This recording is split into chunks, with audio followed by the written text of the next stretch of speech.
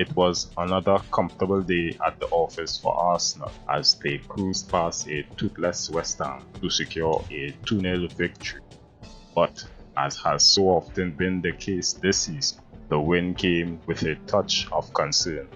Both the captain and Declan Rice were forced off with discomfort after heavy clashes, sparking fresh injury worries for Arteta. Arsenal struck once in each half to seal the result. The opener came courtesy of a sharp through ball from Zubimendi to Eze, who slipped in behind his marker and carved out space for a shot. Areola reacted instinctively to make the initial save, but his parry fell straight into the path of Rice. Completely unmarked, the former West Ham man calmly lifted the ball over the defenders and into the net.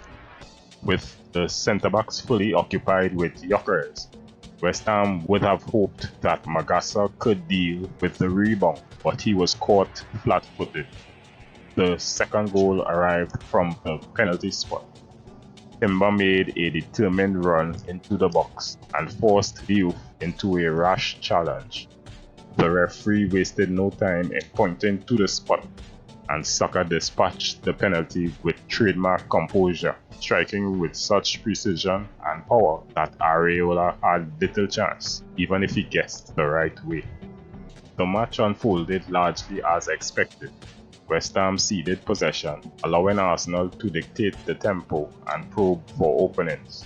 The Gunners created numerous chances and were patient in their build-up, though their set pieces lacked the bite we've seen in other matches. Despite that, Arsenal dominated every area of the pitch, and truth be told, West Ham were fortunate that many of Arsenal's efforts missed the target rather than testing the goalkeeper. Offensively, West Ham offered very little. They registered just 2 shots on target in each half, none of which posed any danger to Raya. Their attack lacked urgency, and their midfield was unable to transition effectively under Arsenal's press. If anyone stood out from the Hammers, it was their central defenders, who worked tirelessly to contain gyokeres despite being under constant pressure. Timber deserves special mention. Returning to his typical high level, he completely nullified Somerville on the wing, while also contributing impressively in attack. On the other side, Jarrod Bowen was kept almost entirely silent, apart from one promising run that ultimately came to nothing. Paqueta too struggled to influence proceedings, unable to find the spaces where he usually thrives. For Arsenal, despite the stats, gyokeres quietly delivered one of his better performances since the Leeds match. Though he didn't score, his physicality and movement created space for others, and he was unfortunate that several crucial passes and deflections kept the ball away from him in dangerous areas. Meanwhile, Rice and Saka produced steady professional displays, capped off by the decisive goals.